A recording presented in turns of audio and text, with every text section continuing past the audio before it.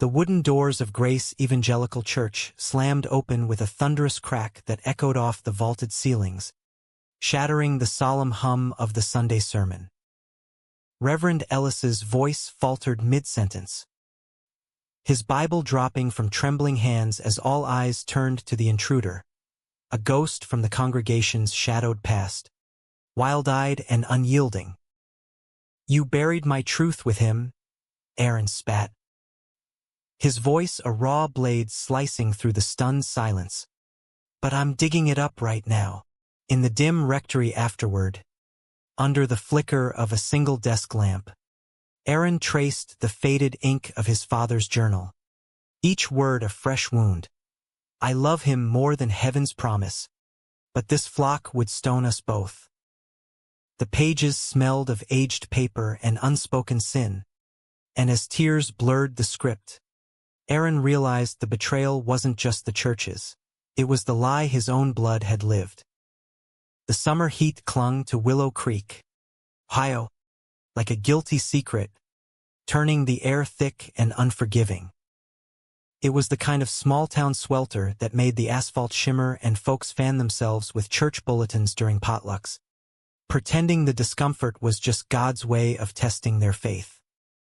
Aaron Whitaker had grown up in that haze, the only son of Reverend Henry Whitaker, the man who'd built Grace Evangelical into a beacon of moral certainty for 3 generations.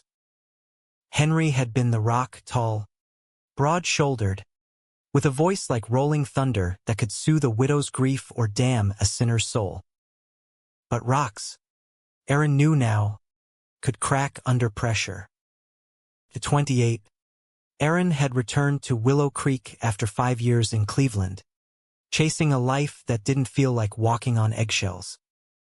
He'd studied journalism at Ohio State, interned at a progressive paper where rainbow flags fluttered unapologetically from cubicles, and even dared a few dates with men who didn't whisper their names in the dark. But death has a way of yanking you back. Henry's heart attack had come swift last winter, felling him mid-prayer in the pulpit. The funeral had been a spectacle. Eulogies praising his unwavering devotion, casseroles piling up like offerings to a saint. Aaron had stood graveside, numb, clutching the eulogy he'd written, words about a father who loved fiercely, without compromise, lies, all of it. The truth had arrived 2 weeks later in a plain manila envelope, postmarked from the church office. Henry's journal, slipped to him by a secretary too timid to face him. Now, back in the family parsonage, a creaky Victorian on Elm Street with peeling white paint and a wraparound porch that sagged like weary shoulders, Aaron sat at the scarred oak desk in his father's study. The room still smelled of pipe tobacco and old books, volumes of theology stacked like fortifications against doubt. He flipped open the journal, its leather cover soft as a lover's palm. The entries started innocently enough, sermons sketched in neat script, notes on parishioners' ailments, reminders to visit the widow Hargrove. But by the mid-90s, when Aaron was just a boy, the tone shifted. March 12, 1994, saw him again today at the hardware store. Blue eyes like the sky after rain. "Lord, forgive me for the ache." No name, just him. Aaron's stomach twisted. He'd always sensed the undercurrent in his father, a hesitation in sermons on temptation, a lingering gaze at the choir director who'd left town abruptly in '98. A knock rattled the front door, pulling him from the pages. Through the screen, he saw Jake Harlan, his one tether to sanity in this town. Jake was Willow Creek's golden boy gone rogue, high school quarterback turned mechanic, with sun-bleached hair, grease-streaked forearms, and a smile that could melt the frost off a February windshield. They'd been secret since Aaron's return, stolen kisses in Jake's truck behind the auto shop, hands fumbling under flannel shirts in the hayloft of the old Whitaker barn. Jake wasn't out. Not here. No one was. Not if they valued their jobs or their families. You look like hell, Jake said, stepping inside without invitation, his work boots leaving muddy prints on the faded rug. He dropped a six-pack of craft IPA on the side table, contraband in a dry county, and pulled Aaron into a hug that smelled of motor oil and pine soap. Been staring at that thing all day?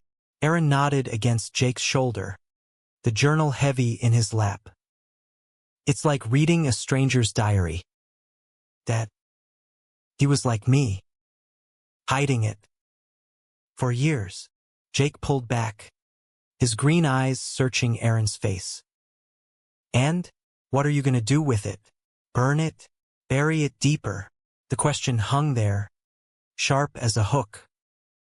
Aaron had come home intending to sell the parsonage, pack up the relics, and bolt back to Cleveland.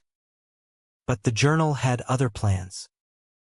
It chronicled Henry's quiet rebellion, anonymous donations to a Cincinnati AIDS hospice in the 80s, when the plague was God's wrath to the flock, a coded letter to a lover in Dayton, postmarked but never sent. I choose you over salvation, one entry confessed. But for the boy Aaron, I choose silence. That boy, now a man, felt the weight of it like chains. I don't know, Aaron admitted, cracking open a beer and handing one to Jake.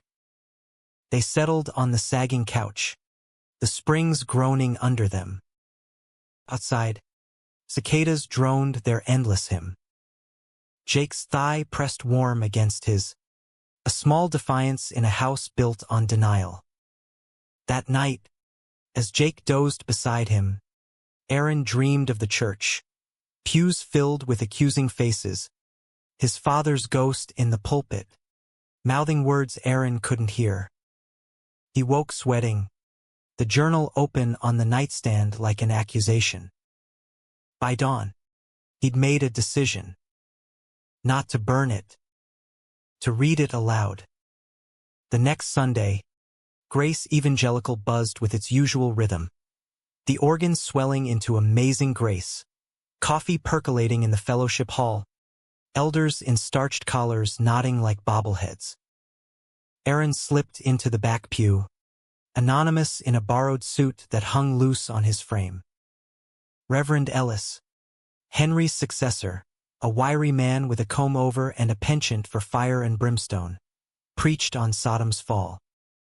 The wages of sin, he thundered, are not just death, but eternal separation from the Father's love. Aaron's pulse hammered. He could feel eyes on him, whispers about the prodigal son returned, the one who'd gone liberal up north. After the service, as the congregation milled like sheep, Elder Harlan, Jake's own father, cornered him by the coat rack. Aaron, boy, heard you're fixing up the parsonage. Good to have Whitaker blood in town again. Your dad. He was the glue. Aaron forced a smile, the journal burning a hole in his jacket pocket. Yeah. He left some things behind. Things that might stick. Harlan clapped his shoulder, oblivious. That's the spirit. Church picnic this weekend. Bring Jake. Family tradition. As Aaron nodded, Jake appeared at the door, wiping his hands on jeans, pretending he'd just wandered in for the bulletin. Their eyes met, a flicker of heat, quickly doused. But later, in the truck's cab, Jake's hand found Aaron's knee. Dad's pushing for you to join the board. Thinks it'd honor Henry. Aaron laughed bitterly. Honor. Right. The picnic unfolded under a relentless sun at Willow Creek Park. Folding tables groaning with fried chicken and Jell-O salads. Kids chasing fireflies early. The church choir crooning hymns over a PA system. Aaron manned the grill, flipping burgers with mechanical precision. while Jake tossed a football with his nephews. It was all so normal, so achingly American, the flag snapping on its pole, the distant hum of a John Deere. But normalcy was a trap here, pretty cage. That's when it started. Elder Harlan pulled Aaron aside behind the cotton candy booth, his face flushed from lemonade-spiked punch. "Son, there's talk. About you and, well, city habits. Reverend Ellis wants a word. In the office. Tomorrow." Aaron's grip tightened on the spatula. "Talk about what, exactly?" Harlan shifted, eyes darting. "Nothing official. Just clarifying your place. For the church's sake. And Henry's legacy." Legacy. The word tasted like ash. That night, alone in the parsonage, Aaron pored over the journal again. An entry from 2005, Aaron's first crush, that boy from band. Saw the light in his eyes. Prayed he'd find a world kinder than this one. Tears stung as Aaron whispered, "You should have fought harder, Dad." By morning, resolve hardened. He texted Jake, "Meet me at church. 2 p.m. Got something to say." Jake's reply, "What the hell, man?" The rectory office was a shrine to piety. Crosses on every wall, a massive oak desk piled with counseling files. Reverend Ellis sat ramrod straight, fingers steepled. "Aaron, come in." "Shut the door." Aaron did, journal tucked under his arm like a shield. The room smelled of lemon polish and judgment. "We're concerned," Ellis began, his voice oily smooth. "Your father's passing left a void. The board thought you'd step up, teach Sunday school, maybe. But rumors. From Cleveland. Unnatural inclinations." Aaron's laugh was sharp, echoing off the paneling. "Inclinations? You mean loving who I love?" Ellis leaned forward, eyes narrowing. "Love is God's domain. Yours is obedience. We've shielded this flock from scandal. For Henry's sake." "Shielded?" Aaron's voice rose, pulling the journal free. "Or silenced, like you did Dad." Ellis blinked, feigning confusion. "What on earth? This?" Aaron slapped the journal down, pages splaying like wounded wings. "He wrote it all. The men. The guilt. The love he buried so you vultures wouldn't pick his bones." The Reverend's face drained of color. "That's private. Forged, perhaps. A test of faith. Test this." Aaron's finger stabbed an entry. Ellis knows. "Threatened exposure unless I endorse his reparative seminars." "God help me." I complied. Ellis shot to his feet. "Enough. You're out of line. Leave now, or the board hears of this." This blasphemy. Aaron held his ground, heart pounding like a war drum. "Tell them. Tell everyone. I'm done hiding." As he stormed out, the church bells told the hour. 2 chimes, mocking and clear. Jake waited in the parking lot, leaning against his truck, arms crossed. "What happened?" Aaron's breath came ragged. "They tried to bury me with him. But I'm rising." Jake pulled him close, right there under the steeple's shadow, their kiss fierce and unapologetic. For the first time, Aaron felt the town's eyes and didn't care. The journal burned in his pocket, promise of reckoning. But reckonings have costs. That evening, as Aaron and Jake shared takeout on the porch, greasy pizza from Dino's, the only spot open late, Elder Harlan called. "Church meeting tomorrow." Emergency. Your name's on the agenda. Jake's fork paused midair. Dad. Harlan's voice crackled through the speaker. Not personal, son. Just protecting the flock. After hanging up, Jake paced, his face a storm. This is bad, Aaron. Dad's old school. If he sides with Ellis, then we fight. Aaron stood, cupping Jake's face. Together, their lovemaking that night was desperate. Bodies tangled in sheets that once covered Henry's bed. A reclaiming, raw and tender.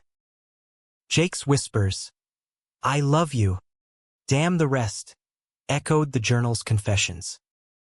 But dawn brought dread. Aaron dressed in his father's old suit, too tight across the shoulders, and headed to the church alone. Jake had begged off, citing a shift, but Aaron saw the fear in his eyes. Betrayal's shadow, already lengthening. The meeting room was a converted classroom in the basement.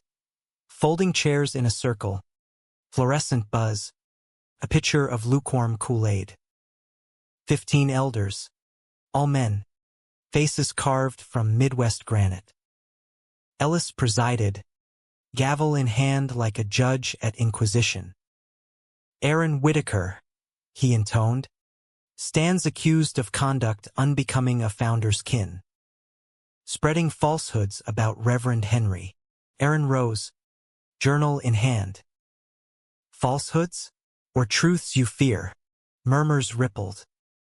Harlan cleared his throat. Boy, sit. This ain't the place. It's exactly the place. Aaron's voice steadied, drawing from some deep well. He opened the journal, reading aloud. I am a man of God, but also a man who loves men. The church demands I choose.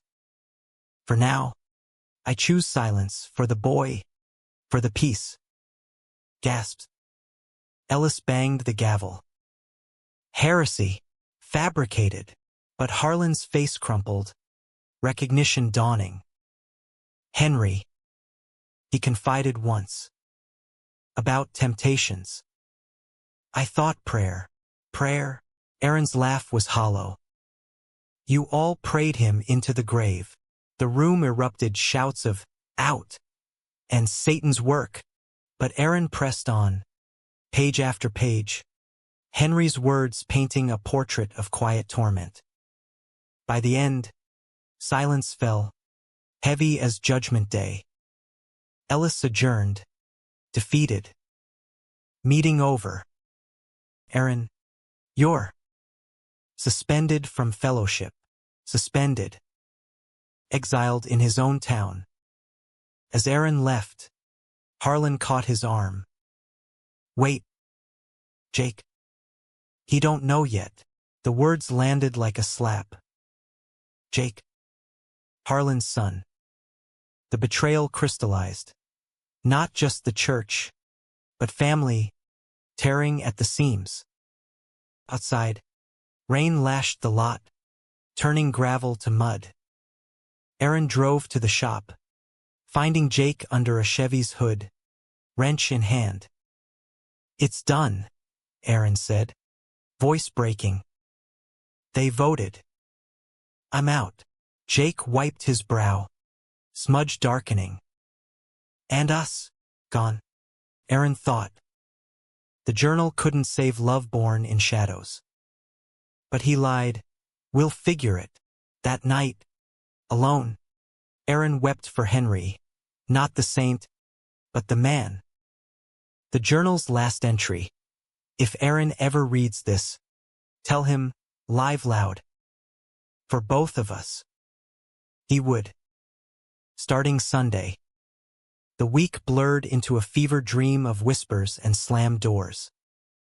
Willow Creek, with its 4,200 souls and one stoplight, turned on Aaron like a spurned lover. Mrs. Hargrove, who'd baked Henry's favorite apple pie for every birthday, crossed the street when she saw him at the IGA, her cart rattling away with unripe tomatoes. The barber, old Mr. Klein, who'd trimmed Aaron's hair since he was knee-high, posted a sign, "No service to unrepentance." Even the library, sanctuary of his boyhood summers, revoked his card after Ellis's call to the head librarian, a deacon's wife. Jake became the fragile thread holding Aaron together. They'd meet at dawn in the fields beyond town, where cornstalks whispered secrets to the wind, making love against the truck's warm hood or under star-pricked skies. "This is us," Jake would murmur, tracing Aaron's collarbone with calloused fingers. Not them, but doubt crept in like frost. Jake's shifts stretched longer, his texts curt, busy. Talk later. Aaron knew the pressure, Harlan Sr.'s Bible-thumping dinners, the shop's Bible study crew eyeing Jake like a convert gone astray.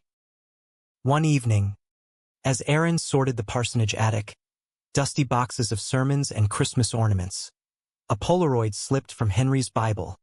Two men on a lakeside dock, arms around each other, smiles unguarded. One was Henry, younger, hair dark as Aaron's. The other, a stranger with kind eyes and a sailor's build. David, 1982, scrawled on the back. Aaron's chest ached. His father had loved, fiercely, before the cloth claimed him. Before Willow Creek. He pocketed the photo, driving to the quarry's edge where Jake waited, bonfire crackling against the chill. "Look," Aaron said, handing over the picture. Flames danced in Jake's eyes as he studied it. "Your dad. Happy. Real happy." Before they broke him, Aaron pulled Jake close, their breaths mingling. "We won't let them," but breaking came swift. Saturday night, Jake didn't show. Aaron paced the porch, phone silent, until headlights cut the dark Harlan's F-150, rumbling like judgment. The elder stepped out, Bible under arm, face etched with paternal thunder. "Where's Jake?" Aaron demanded, arms crossed against the cold. "Home. Where he belongs." Harlan's voice was gravel. "We talked.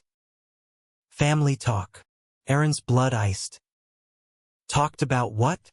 "You. This filth you're dragging him into."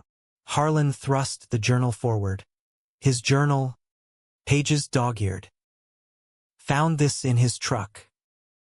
Read it. Sickens me. Henry's shame, now poisoning my boy. Stolen." The betrayal burned hotter than any sermon. "You had no right, right? I'm saving him." Harlan's spittle flew. "Jake's got a future. Church board. Maybe Ellis's daughter. Not this." Aaron snatched the journal, rain starting to patter. "He's a man. His choice." Harlan's laugh was bitter. "Choice? Like Henry's? Buried in lies, dead too young from the stress. You think I want that for my son?" The words landed like blows. Aaron saw it then, the elder's own fractures, a widower clinging to doctrine like driftwood. But pity curdled to rage. "You don't get to use my father's grave as a weapon. Go back to your city, Aaron. Take your sins. Leave us holy." As Harlan drove off, tail lights fading, Aaron sank to the steps, journal sodden in his lap. He called Jake voicemail. Texted, "Your dad came. Stole it. We need to talk." Hours passed, crickets mocking. The 3 a.m. Jake's reply, "Need space." "Sorry. Space." The word echoed Henry's entries. David asked for space. The church one. Dawn found Aaron in the study, drafting a letter to the congregation. Not a resignation, but a revelation. My father loved a man. I love one too. God's grace isn't a cage. Sunday loomed like a guillotine. The church parking lot filled early. Buzz electric. Aaron arrived last. Suit pressed. Journal under arm. Heart a war drum. Jake's truck was absent. Inside, the sanctuary hummed. 400 souls packed tight. Fans whirring overhead. Ellis preached from the pulpit.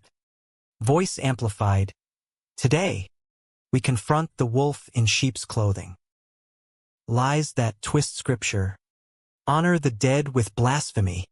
Whispers crested as Aaron stood. Midway down the aisle. Reverend. May I speak? Ellis faltered. Mic feedback screeching. This is not. It's Henry's church. Aaron's voice carried. Steady. His voice deserves air. Murmurs swelled. Harlan. Front row. Face ashen. Gripped his hymnal. No, Jake. Aaron climbed the steps. Each one a lifetime. The pulpit felt vast. Wood worn smooth by Henry's hands. He opened the journal. Light from the rose window gilding the pages. Dear flock, he began, Henry's words flowing like a river breaking banks. I have sinned not in love, but in silence. Entry after entry. The hardware store glances. The unsent letters. The quiet donations to outcasts. Gasps rippled misses. Hargrove dabbing tears. A deacon shifting uncomfortably. Ellis hovered. Gavel poised. But the crowd held him back. Transfixed. Then, the climax. Aaron read the letter to David. Voice cracking. You were my Eden. This town. My exile. Silence fell. Profound. Dad chose you over his truth, Aaron said, closing the book. I won't. I love a man here, in this town. Jake Harlan. And if that's sin, then sin me out. Chaos erupted. Shouts of liar clashed with sobs. Harlan bolted upright. Enough. My son ain't.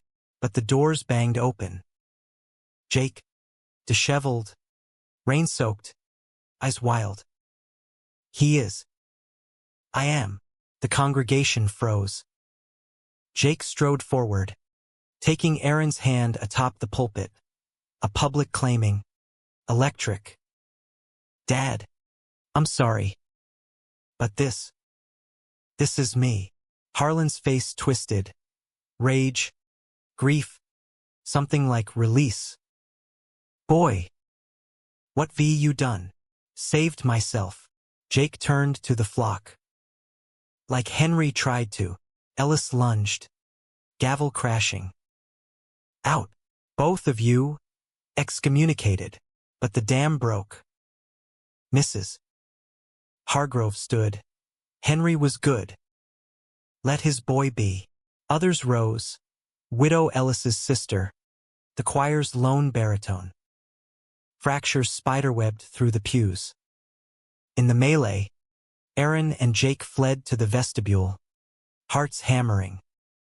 You came, Aaron whispered, pulling Jake into shadow. Couldn't let you stand alone. Their kiss was salt and rain. Desperate. Outside, sirens wailed. Rumors of a heart attack. Harlan clutching his chest in the aisle. Ambulance lights painted the lot crimson. Aaron froze. Your dad. Jake's face paled. Go. I'll handle. But as medics wheeled Harlan out, eyes locking on Aaron's, not hate, but plea. Don't break him too. The elder survived. A mild episode, but the church fractured irreparably that day. In the weeks that followed, Willow Creek reshaped. Ellis resigned amid whispers of his own counseling hypocrisies. A new reverend arrived, progressive, from Akron, preaching inclusion. Aaron sold the parsonage, donating proceeds to that Cincinnati hospice. Jake came out fully, the shop's Bible group thinning but loyal friends emerging. Yet betrayal lingered. One night, over whiskey on Jake's couch, Aaron confessed, "Your dad." He kept the journal. "Read it all." Jake nodded, shadows deepening his jaw. "Yeah." Called me every name. Then cried. Said Henry's secret explained the distance. Like he knew, deep down, forgive him. Someday, Jake's hand found Aaron's. "You," Aaron thought of the Polaroid, tucked in his wallet. "Already have." Their love deepened in the aftershock. Lazy Sundays at the lake, hands intertwined without fear, building a life from ruins. But human hearts scar. Harlan's recovery was slow, visits tense, words sparse. "Proud of you, son," he finally said one Christmas, eyes on the tree. "Even if it kills me, humanity," Aaron learned, "isn't perfection, it's the messy grace of trying." Winter gripped Willow Creek with iron fists, blanketing the town in snow that muffled sins and amplified isolation. Aaron and Jake's new place, a modest rancher on the town's edge, with a bay window overlooking frost-laced fields, became a haven. They'd painted the kitchen sage green, hung Jake's oil-stained overalls by the door like trophies. Mornings started with coffee brewed strong, Jake's laughter booming as Aaron burned toast. "City boy," he'd tease, kissing flour from Aaron's nose. But peace was fragile porcelain. The church schism had split families like fault lines. Picnics boycotted, potlucks poisoned by side eyes. Aaron's article, published in the Cleveland Gazette, "My Father's Closet, a Pastor's Hidden Gospel," went viral, drawing hate mail, Sodom spawn, and support letters from queer kids in similar towns. Protests brewed. Ellis's splinter group picketing Grace with signs, "Repent or perish," while the new reverend, Sarah Klein, Mr. Klein's progressive daughter, home from seminary, hosted dialogues on love as sacrament. Jake threw himself into the shop, engines a symphony of escape. "Fix what's broke," he'd say. But Aaron saw the strain, Harlan's convalescence visits, where Elder Harlan sat silent in the armchair, nursing tea, eyes tracing scars on his own heart. "He asks about you," Jake told Aaron one night, as they lay spent in tangled sheets. "Says you're good for me." In a gruff way, Aaron traced Jake's tattoos, a faded anchor from his Navy days. "Means he's thawing, or freezing over." Jake's voice dipped. "Found this in his drawer." He pulled a crumpled photo from his wallet. Young Harlan and Henry, arms slung in a fishing boat, grins wide. "Dad kept it. All these years." The image hit like a gut punch. Betrayal's echo. Not just theft of the journal, but hoarding fragments of Henry's light. Aaron's throat tightened. He knew. About Dad. Jake nodded. Guessed. Said it made him watch me closer. Afraid I'd fall in love. Aaron's laugh was soft. Said, "That's not falling, Jake. That's flying." Spring thawed the ground but not the rifts.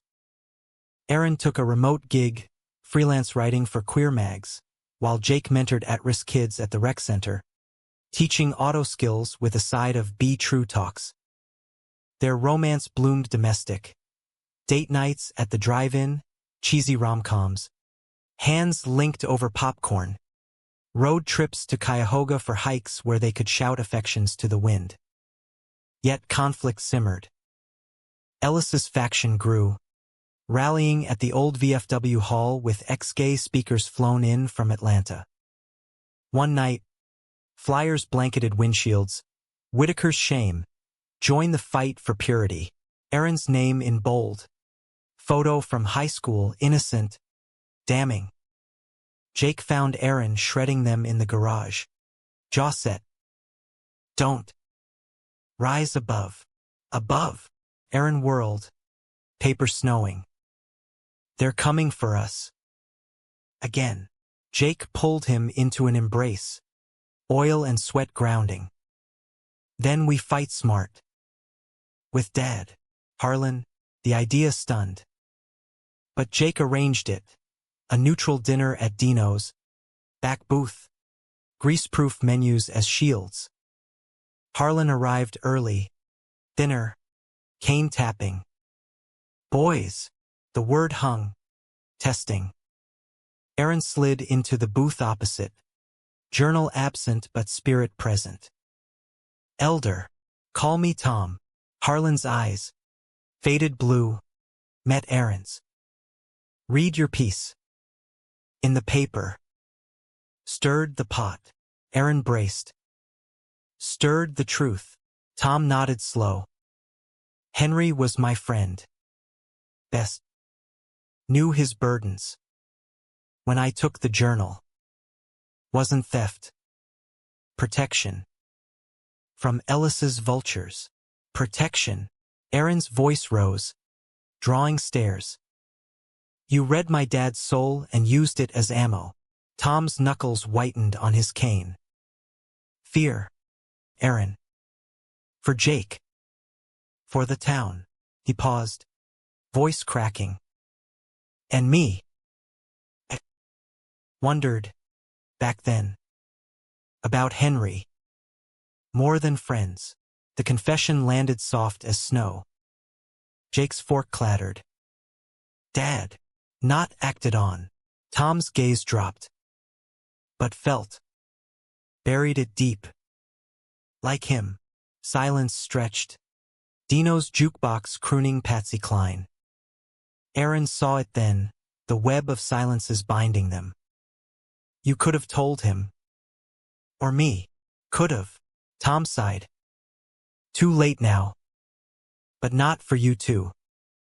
Ellis's meeting tomorrow, big rally. Planning to out Jake publicly. Used the journal as evidence of corruption. Rage flared. They have it back? Copy. Ellis's doing. Tom's eyes hardened. Fight it. With words. Like Henry would have wanted. The rally was set for the town square. Tents. Megaphones. A purity pledge booth. Aaron and Jake arrived at dusk. Not to protest, but witness. The crowd swelled, 200 strong. Faces twisted in fervor. Ellis on stage. Mic hot. The Whitakers brought this plague. Henry hid it. Aaron flaunts it. And Harlan's boy. Seduced. Booze thundered. Jake tensed beside Aaron. Hand in his. Let em. But Aaron stepped forward. Heart seismic. Reverend. His shout cut through. Security beefy deacons blocked him. But cameras rolled. A Gazette stringer filming. Speak your poison elsewhere. Ellis sneered. Aaron held up his phone. Journal scanned. Emailed to allies. No poison. Truth. Henry's words. For all. He hit play. A recording. Made months back. Of entries read aloud. Henry's voice. Reenacted by Aaron. But achingly real. Filled the speakers. Jake's Bluetooth hack. Love is not sin. Hiding it is. Chaos. Gasps. Shoving. A water bottle sailing. Ellis's face purpled. Shut it down. But the crowd fractured. supporters fleeing, others lingering, whispers turning to questions. In the scrum, Jake shielded Aaron, a deacon's fist grazing his jaw. Blood welled, copper tang. Enough! Tom Harlan's cane cracked like thunder, parting the mob. My son, back off. The elder stood tall, frail but fierce. Ellis, you bully a dead man's memory? Shame. The rally crumbled, tents folding in defeat. Later, at the ER, Jake split lip-stitched. Aaron held his hand. Your dad saved us. Jake grinned through swelling. Our dad. Now. Summer brought healing rains. Grace Church's dialogues drew record crowds. Sarah Klein's sermons weaving Henry's quotes into tapestries of grace. Tom joined the board, his cane a scepter of change. Aaron and Jake adopted a rescue mutt. Rusty, all wags and loyalty, symbol of mended strays. Romance deepened. A proposal under July stars, Jake on one knee by the lake. Ring simple silver. Marry me, Whitaker. Make this official. Aaron's yes was a vow, echoing David's unsent letter. Wedding plans wove through autumn, small, inclusive, at the park where picnics once hid pains. But humanity's arc bends slow. Ellis's faction dwindled, but hate mail persisted. One night, a brick through their window, sinners burn. Jake held Aaron as sirens wailed. We'll rebuild. They did, stronger glass, fiercer love. Autumn leaves carpeted Willow Creek in fire, a fleeting blaze before winter's hush. Aaron and Jake's wedding loomed like a beacon. October 15th, under a rented tent in the park. 150 guests mixing old flock with new allies. Invites had been a minefield. Tom's RSVP came with a note. Proud. Bring the journal. It's family now. Mrs. Hargrove baked the cake. 3 tiers of lemon chiffon. For sweet starts, even Sarah Klein officiated. Her stole rainbow-stitched. Preparations were a whirlwind of joy laced with thorns. Jake's bachelor party, fishing at the quarry, beers around the fire, turned tense when a Harlan cousin cornered him. Ruinin' the name. Boy. Dad's spinning. Jake's retort, Dad's standing up, earned a shove. But Tom intervened. Cane firm. Enough, kin. This is progress. Aaron's night was quieter. Cleveland friends in town, toasting at the parsonage, now a B&B, run by a queer couple from Akron. They pored over the journal like scripture, laughing at Henry's doodles, stick-figure angels with halos askew. Your old man had style, one said. But sleep evaded. Aaron dreamed of Henry, spectral at the altar, live loud, son. Dawn broke crisp, the ceremony hour approaching. Jake paced the changing room, a VFW backroom, mirrors fogged with nerves.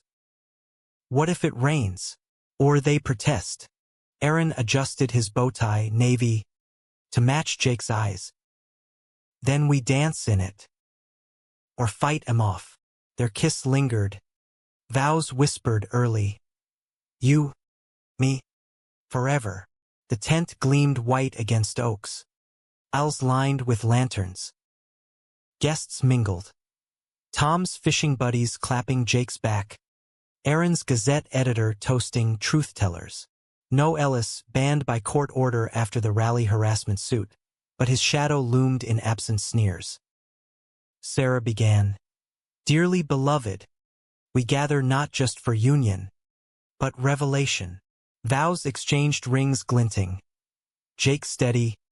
I choose you. Every dawn. Aaron's tear-choked. You freed me. Harlan. Then, the unexpected. Tom rose. Cane aside. Voice rumbling. A word. Silence fell. He held the journal, open. Henry was brother to me.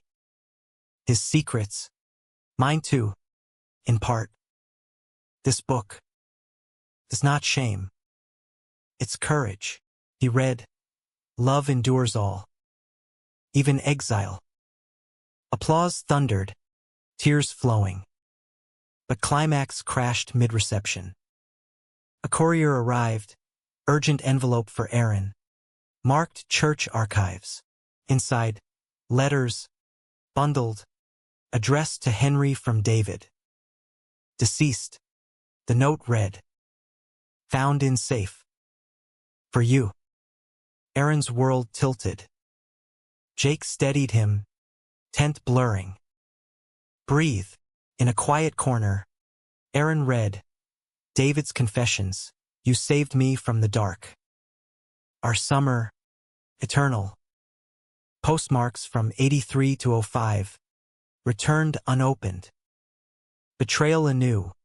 Henry, silencing not just himself, but echoes of joy. Jake read over his shoulder. He kept them. All. Couldn't let go. Aaron's voice broke. But wouldn't reply. For us, the revelation stung. A final wound. Guests danced oblivious. But Aaron slipped away, driving to the cemetery under twilight. Henry's stone. Pastor. Father. Faithful servant. Aaron knelt, letters in lap. You coward. You hero. Why hide? Wind whispered through pines. No answer, but peace settled, humanity's flaw, loving despite fear. Back at the tent, Jake found him. Dance with me.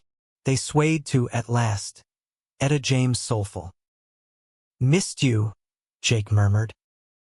Never leaving, Aaron's promise sealed. Winter deepened bonds. Tom's health rallied. He and Aaron bonded over chess in the rancher. Journal tales swapped like war stories. David was good, Tom admitted once. Henry lit up. I envied that. Spring birthed renewal. Jake's shop expanded, hiring a trans mechanic town's first. Aaron's book deal landed. Closeted pulpit. One son's reckoning. Chapters weaving journal. Love. Grace. Conflict resurfaced Memorial Day. Ellis, unbowed, rallied a final stand. Town hall petition to reclaim grace from Sarah's heretics. Signatures poured, old guard clinging. Aaron and Jake testified. Aaron reading Henry's anti-hate addendum. All are welcome at the table. Jake sharing his coming out scars. Tom spoke last. I was the betrayer. Stole the truth to save face. Lost more. His cane tapped finality. Let love lead. The vote swung 52 to 48. Sarah stayed. Ellis slunk away. Faction dissolved. Summer solstice. They honeymooned in the Keys, beaches white, waters turquoise. Jake proposed a second vow. Kids? Someday?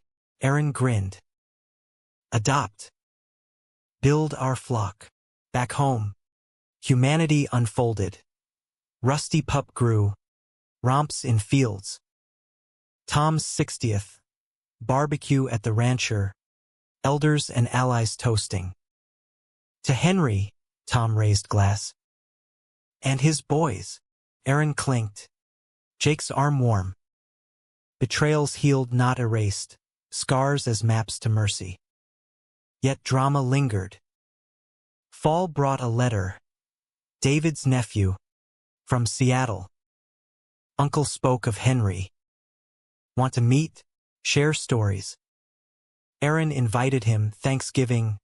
Table groaning. David Jr. Warm-eyed like the photo. Hugged tight. He never stopped loving. Tales flowed. David's Navy days. Henry's visits. Laughter healed old ghosts. As snow fell first flakes, Aaron and Jake curled by fire, journal shelved as relic. Our story now, Jake said. Ours. Human, flawed, radiant. The new year dawned gentle on Willow Creek, snow dusting rooftops like forgiveness. Aaron's book launched to acclaim. Oprah nod. Queer book clubs buzzing, turning the rancher into a pilgrimage spot. Visitors knocked, pastors questioning doctrines, teens with trembling journals of their own. Aaron hosted Henry Circles, evenings of sharing, coffee steaming, truths unfolding. Jake thrived. Shop a hub, apprentices learning wrenches and worth. Tom's cane retired. He volunteered at the Rec, coaching Jake's youth group on fixing hearts, not just cars. Their trio, unconventional family, wove tight. Sunday suppers with Tom's meatloaf, debates over pie on what would Henry say. Romance evolved Aaron and Jake. Anniversaries marked with tattoos, matching anchors, inked with live loud.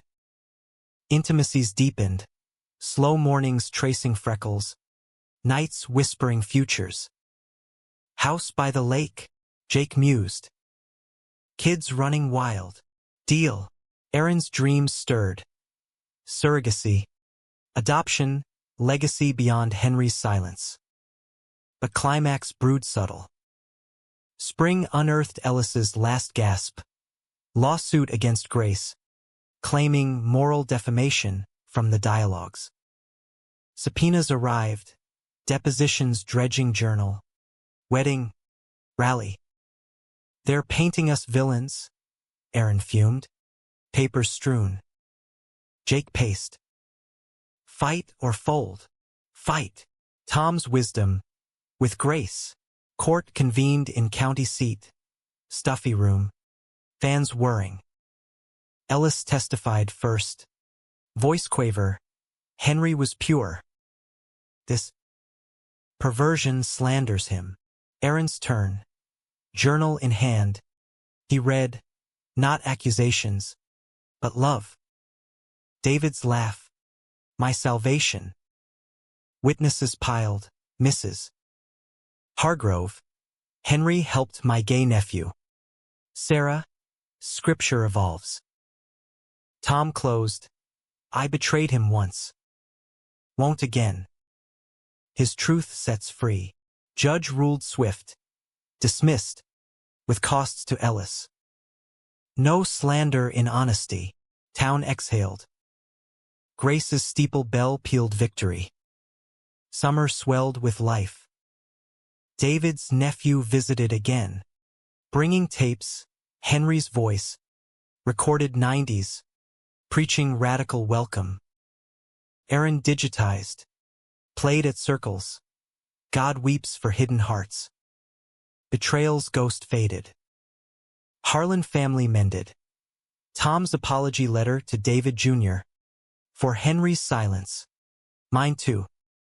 Forgive, reply, forgiven long ago. Fall harvest. Aaron felt it, a quickening. Doctor confirmed. Surrogacy success. Their child. De Winter, a boy. They hoped. Named Henry David. News spread joyful. Tom's eyes misted. Grandpa. Never thought. Wedding anniversary eve. Lake house closing, modest A-frame. Views endless. Aaron and Jake christened it. Bonfire. Stars witnesses. To us, Jake toasted. From shadows to sun. Love's crescendo. Bodies entwined. Promises physical. Aaron's hand on Jake's heart. You healed me. You woke me. Winter birthed little Henry. Dark hair. Cry fierce. Hospital room glowed. Tom holding tiny fist. Strong. Like his grandsire. Willow Creek welcomed. Blankets knit. Casseroles stacked. Grace's baptism. Rainbow stole. Vows inclusive. We claim you, Sarah said. As God does. Years blurred. Toddler tantrums. First steps in the yard. Aaron wrote sequels. Jake built a fleet of pride trucks. Donations to shelters. Tom aged graceful. Stories his legacy. One eve. Porch swing creaking. Aaron read journal to sleeping boy. Live loud. Jake joined. Arm round. We did. Humanity's end. Not tidy, but true. Betrayals forged stronger bonds. Conflicts birthed compassion. In America's heartland, a gay love story, dramatic, emotional, romantic, proved grace silences no one. It sings. Epilogue whisper. Henry Stone. Fresh flowers. Aaron knelt. We lived it. That. For you. Wind carried laughter. From the house. Boy and dog chasing fireflies early. Light eternal.